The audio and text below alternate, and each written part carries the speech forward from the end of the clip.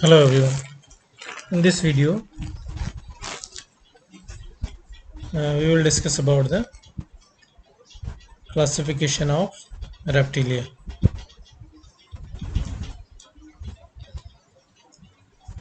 बोगर्ट के अनुसार लगभग 16 गणों में समूहित सरीसृपों की 7000 से अधिक जीवित और अनेक लुप्त जातियां हैं। इन गणों में से केवल 4 गण जीवित हैं। करोटी के पश्च पार्श्व या टेम्पोरल रीजन में कतिपय छिद्रों की उपस्थिति या अनुपस्थिति के आधार पर सरीसृपों को सर्वप्रथम 5 प्रमुख समूहों या उपवर्गों में बांटा गया है।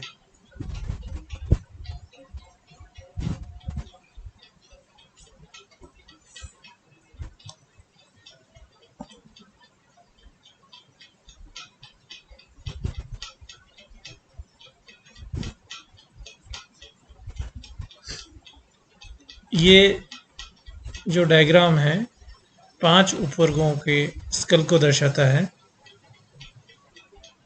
जिसके आधार पर रेप्टिलिया को 5 समूहों में या 5 उपवर्गों में बांटा गया है। सबसे पहले जो सबसे ऊपर का जो डायग्राम है वो है उपवर्ग एनाप्सिडा को दर्शाने वाला डायग्राम। इसमें करोटी के अंदर टेम्पोरल ओपनिंग नहीं होता है, so there is no temporal opening in the skull of the members of subclass Anapsida, यानी कि इस उपवर्ग एनाप्सिडा के मेंबर्स के स्कल में टेम्पोरल ओपनिंग नहीं होता है। इसके अंदर एक गण किलोनिया या टेस्ट्यूडिनेटा सम्मिलित है, जिसमें कुछ प्रमुख लक्षण दर्शाए गए हैं, जैसे किलोन का मतलब टर्टल, जो कि किलोन एक ग्रीक वर्ड है जिसका मतलब है टर्टल, या हम हिंदी में उसको कुर्म बोलते हैं। इसी तरह लैटिन वर्ड टेस्टुडो का मतलब भी टर्टल या कुर्म ही होता है। नेक्स्ट, इसके बाद हम बात करते हैं इसके प्रमुख लक्षणों के बारे में। किलोनिया गण के प्रमुख लक्षण, फर्स्ट इज दैट इनका शरीर छोटा, चौड़ा और अंडाकार होता है, यानी कि ओवल होता है, ओवल इन शेप, अंडाकार होता है। दूसरा, इनके जो लिम्स होते हैं, जो पाद होते हैं, वो नखरित या पाद जाल युक्त होते हैं, यानी कि वैब्ड होते हैं, पैडल के समान होते हैं, जिससे उनको तैरने में आसानी होती है। सो it is an important adaptation for aquatic life. तीसरा जो लक्षण है वो है शरीर चर्मीय पट्टों के बने पृष्ठीय पृष्ठचर्म, यानी कि कैरापेस, और अधरीय अधरवर्म या प्लास्ट्रॉन के दृढ़ कवच से आवृत होता है, यानी कि शरीर के ऊपर की ओर कैरापेस और नीचे की ओर प्लास्ट्रॉन नामक कवच पाए जाते हैं, जो कि शरीर को सुरक्षा प्रदान करता है। तीसरा, जो कछुए होते हैं उनकी करोटी अछिद्रीय होती है, यानी कि एनेप्सिड, इसीलिए इस समूह का नाम है एनेप्सिडा। तो जो स्किल का जो टाइप है वो है एनेप्सिड, यानी कि इसमें कोई टेम्पोरल ओपनिंग नहीं होती है। एकल नासा छिद्र पाया जाता है और क्वाड्रेट अचल होती है। There is an immovable quadrate. So the next character of chelonia is that sternum is absent. The fifth point is sternum is absent, यानी कि उरोस्थी नहीं पाई जाती है। इसी तरह सिक्स्थ पॉइंट है दांत अनुपस्थित, that is teeth absent. Next is seventh point is अवस्कर छिद्र एक अनुदैर्घ्य दरार के रूप में होता है, that is cloacal aperture is in the form of a longitudinal slit. Eighth point is आंशिक रूप से विभाजित निलय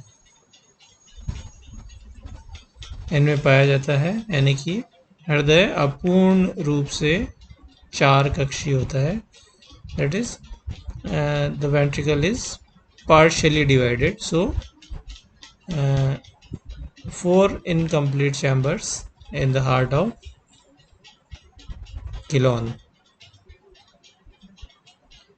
Then ninth point is that copulatory organ is single and simple, यानी कि मैथुनी अंग विकल और साधारण होता है। 10th point is turtles and terrapins and tortoise, there are 400 species. So इनकी समुद्री कुर्मों, जिनको हम टर्टल्स बोल रहे हैं, ताज़ा जल के कमट यानी कि टेरापिन्स, और स्थलीय कच्छप यानी कि टॉर्टोइज की लगभग 400 जातियां पाई जाती है। तो ये पहला एक एनेप्सिडा ऊपर के बारे में डिस्क्रिप्शन है, जिसमें कि एक जीवित गण जिसके मेंबर्स जीवित हैं, किलोनिया एक इम्पॉर्टेंट गण है जिसमें कछुओं को सम्मिलित किया जाता है। इसके अलावा इस डायग्राम में एनेप्सिडा के बाद एनेप्सिडा जिनको स्टेम रेप्टाइल्स बोल रहे हैं, फर्स्ट ऊपर वाला डायग्राम, उसके बाद 3 और डायग्राम्स दिए हुए हैं, 4 और डायग्राम्स दिए हुए हैं इसके नीचे। तो एनेप्सिडा के बारे में हमने डिस्कस कर लिया है। इसमें स्कल के अंदर यहाँ पर कोई टेम्पोरल ओपनिंग नहीं है, इसलिए इसको एनेप्सिडा कहा गया है। एनेप्सिड स्कल पाया जाता है जिसमें टेम्पोरल ओपनिंग एब्सेंट होता है। नेक्स्ट इन सब में जो 4 और इसके समूह हैं जिनके बारे में हम उपवर्गों के बारे में बात करेंगे, उनमें ये टेम्पोरल ओपनिंग पाया जाता है, लेकिन इसमें डिफरेंस होता है अलग अलग उपवर्ग में।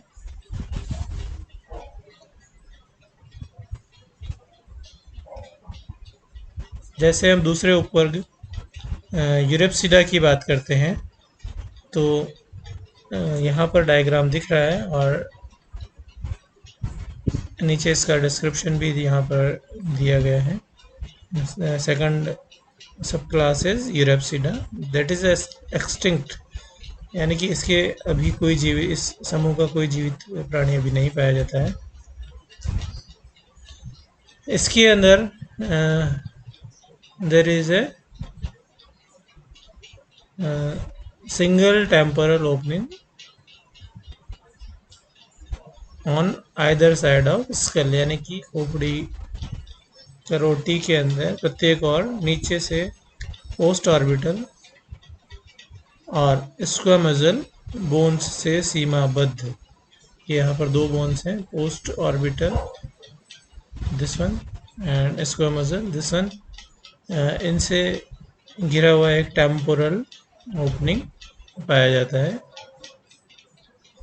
खोपड़ी के दोनों तरफ on either side of the skull. So there is one pair of temporal opening, one temporal opening on either side. So this is यूरेप्सिडा, लेकिन इसके सभी प्राणी अभी विलुप्त हैं और जो टेम्पोरल ओपनिंग है वो नीचे से पोस्ट ऑर्बिटल और स्क्वेमोजल बोन्स से सीमाबद्ध होती है। नेक्स्ट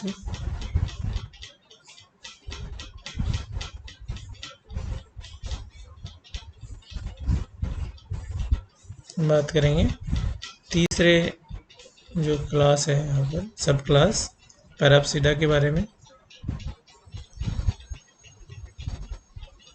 पैराप्सिडा ये भी एक लुप्त वर्ग है, यानी कि इसका कोई जीवित प्राणी यहाँ पर नहीं पाया जाता है। ये इसका डिस्क्रिप्शन है नीचे की ओर।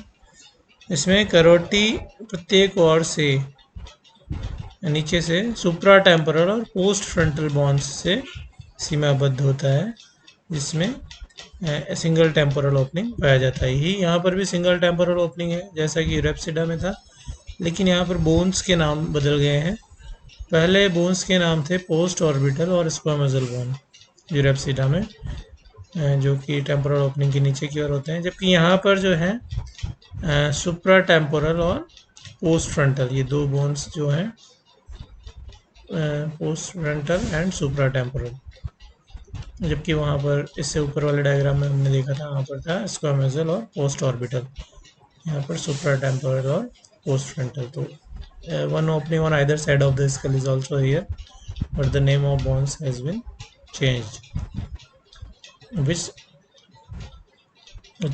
is below the temporal opening, post frontal, and the other name of the bone is supratemporal.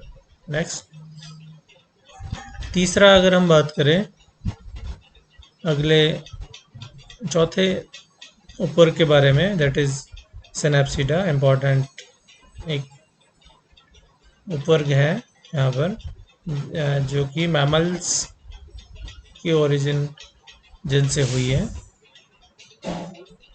एक समूह सिनेप्सिडा जिससे मैमल्स की ओरिजिन हुई है। सो it is an important in the evolutionary history, evolutionary process. इसकी स्कल के बारे में बात करते हैं तो यहाँ पर भी एक टेम्पोरल ओपनिंग होती है on either side of the school, लेकिन यहाँ पर जो डिस्क्रिप्शन है दो बोन्स हैं ऊपर की ओर, यहाँ पर पोस्ट ऑर्बिटल और स्क्वेमोजल, जबकि जब हम यूरेप्सिडा के बारे में पढ़ रहे थे यही दो बोन थी पोस्ट ऑर्बिटल और स्क्वेमोजल, लेकिन ये टेम्पोरल ओपनिंग को नीचे की तरफ से घेरती थी यहाँ पर। लेकिन अब हम इस चौथे ऊपर की बात कर रहे हैं तो इनकी पोजीशन चेंज है और ये टेम्पोरल ओपनिंग की ऊपर की ओर होती हैं, पोस्ट ऑर्बिटल और squamosal bones. So this is difference, single temporal opening on either side of the skull, surrounded above by postorbital और स्क्वेमोजल बोन। और ये भी एक विलुप्त उपवर्ग है जिसके अभी कोई जीवित प्राणी नहीं पाए जाते हैं।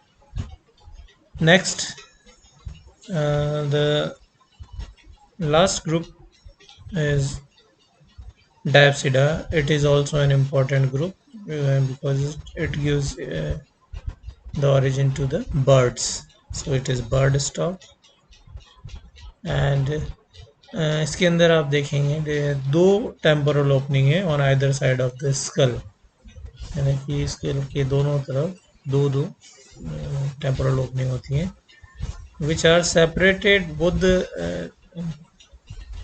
the temporal openings of one side are separated by post orbital and squamosal bone. So again the name of the bones is same, but the position is different. These two bones lies between the two temporal opening of each side. So you can understand the differences in this skull, and इसी के आधार पर यहाँ पर reptilia का classification किया गया है। ये जो लास्ट ऊपर है डायप्सिडा, ये इसके अंदर जीवित प्राणी पाए जाते हैं, जबकि इन तीनों में से पहले वालों में यूरेप्सिडा, पैराप्सिडा और सिनोप्सिडा में लुप्त प्राणी थे। इस लास्ट वाले जो ऊपर गए इसमें जीवित प्राणी पाए जाते हैं। इससे पहले फर्स्ट जो था एनेप्सिडा, उसमें किलॉन्स या कछुए पाए जाते हैं। इस लास्ट वाले के बारे में हम डिटेल में बात करेंगे। ऊपर डायप्सिडा, जिसके अंतर्गत 3 गण पाए जाते हैं, जिसमें से पहला गण है, यहाँ पर गण का नाम नंबर 2 दिया गया है क्योंकि पहला गण किलोनिया हम पढ़ चुके हैं, जो कि एनेप्सिडा में आता है। ये दूसरा गण है रेप्टिलिया का, जो कि जीवित गण है, रिंकोसिफेलिया। और ये लास्ट ग्रुप जो हमने पढ़ा है, इसके अंतर्गत ये वाला डायप्सिडा के अंतर्गत आता है। अब जो तीनों ही गण पढ़ेंगे डायप्सिडा का क्लासिफिकेशन है। So the first is Rhynchocephalia. Rhynchocephalia के अंतर्गत ऐसे प्राणी आते हैं जिनका शरीर छोटा, लंबा और छिपकली समान होता है।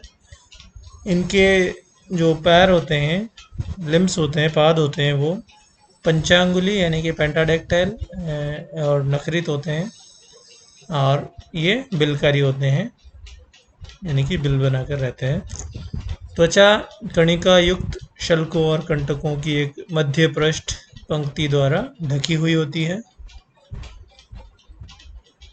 और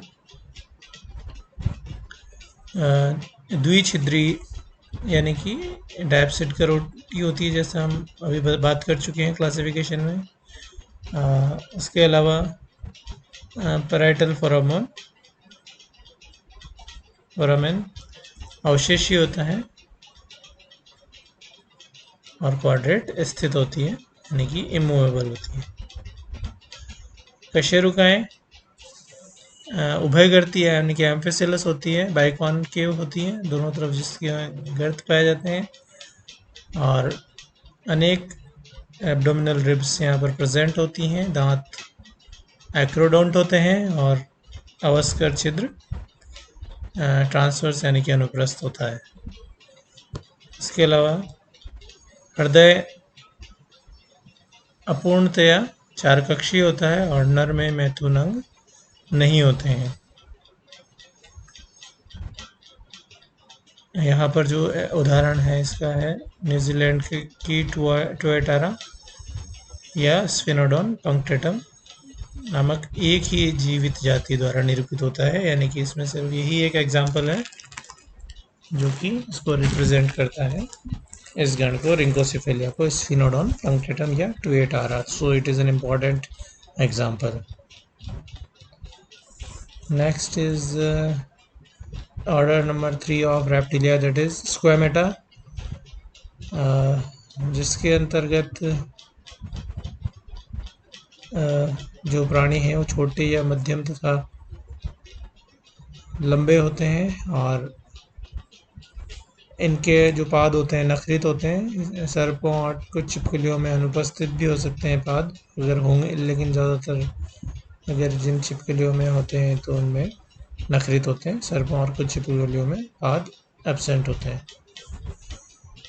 श्रृंगी एपिडर्मल स्केल्स यहाँ पर पाए जाते हैं, या ये विशल्कों, कंटकों के रूप में, शील्ड्स और स्क्यूट्स के रूप में भी पाए कंकाल पाया जाता है। यहाँ पर इम्पॉर्टेंट है कि जो है एपिडर्मल स्केल्स पाए जाते हैं, जबकि फिशेज में डर्मल स्केल्स पाए जाते हैं। करोटी द्विछिद्री, दैट इज डायप्सिड है, और क्वाड्रेट चल है। यहाँ पर क्वाड्रेट मूवेबल होती है, जैसे कि हम स्नेक के बारे में बात करते हैं तो वो इसकी जो माउथ होता है काफ़ी चौड़ा हो सकता है, जिससे कि वो अपने बॉडी के डायमीटर से भी ज़्यादा बड़े एनिमल्स को खा सकता है, तो इसमें चल क्वाड्रेट हेल्प करता है। Next is 5th point is कशेरुकाएँ अग्रवर्ती, दैट इज प्रोसिलस होती हैं, और परशुकाएँ एकल शीर्षी होती हैं। कशेरुकाएँ प्रोसिलस का मतलब है कि जो उनमें गर्त होगा वो आगे वाली साइड पर होता है, दैट इज अग्रग्रंथि procoelous. That next sixth point is that teeth are acrodont और pleurodont. और यहाँ पर प्लूरोडोंट जो दांत हैं या फिर एक्रोडोंट है. उसके बाद हृदय अपूर्णतया 4 कक्षीय होता है, as you already discussed in Reptilia, क्योंकि इसमें जो वेंट्रिकल होता है वो पूर्णतया डिवाइडेड नहीं होता है. अवस्कर छिद्र अनुप्रस्थ होता है. उसके अलावा नर में इवर्सिबल copulatory organ, double copulatory organ पाया जाता है, जिसे हेमीपेनिस कहते हैं. उसके बाद छिपकलियों और सर्पों की लगभग 6800 जातियां पाई जाती हैं. इन्हें विरोधी लक्षणों वाले 2 स्पष्ट उपगणों लेजरटीलिया और ऑफिडिया में बांटा जाता है, जिसके बारे में हम, ये जो टेबल है इसके बारे में हम नेक्स्ट वीडियो में विस्तार से बात करेंगे कि लेजरटीलिया और ऑफिडिया में क्या डिफरेंसेस हैं. यहाँ पर लास्ट जो गण है वो है रेप्टिलिया का 4th गण, दैट इज क्रोकोडिलिया, जो कि यहाँ पर क्रोकोडाइल्स का गण है. सबसे पहले इसमें फर्स्ट पॉइंट है कि विकसित बड़े आकार के मांसाहारी और जलीय सरीसृप हैं. उसके बाद पूंछ लंबी, मजबूत और पार्श्व संपीड़ित होती है. पाद छोटे परंतु शक्तिशाली, नखरित और पाद जाल युक्त होते हैं. त्वचा मोटी, शल्कों, अस्थिल पट्टों और प्रशल्कों से युक्त होती है. जैसा कि हम जानते हैं कि शरीर पर अस्थिल पट्टे यानी कि बोनी प्लेट्स पाई जाती हैं. इसके अलावा करोटिड द्विछिद्री होती है, दैट इज डायप्सिड. क्वाड्रेट अचल होती है और पैरेटल रंध्र नहीं होता है. स्यूडो पैलेट पाया जाता है. बायोसिफिलस परशुकाएँ होती हैं और उदरी परशुकाएँ विद्यमान होती हैं, यानी पाई जाती हैं. उसके अलावा दांत अनेक होते हैं, गर्तदंती होते हैं, यानी कि गर्तिकाओं में रखे होते हैं, धंसे होते हैं.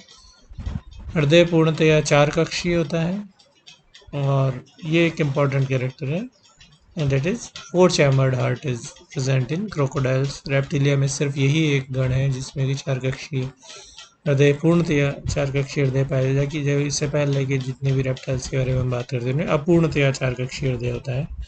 अवस्कर छिद्र एक अनुदैर्घ्य दरार होता है और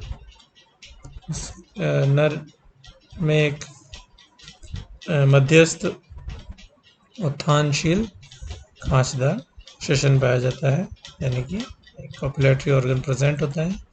इसके उदाहरण क्रोकोडाइलिया के उदाहरण क्रोकोडाइलस, गैवियालिस और एलिगेटर हैं. सो this is all about the classification of reptilia. और ये जो वीडियो लेक्चर प्रिपेयर किया गया है ये text book of vertebrates by Kotpal से तैयार किया गया है. So thank you very much.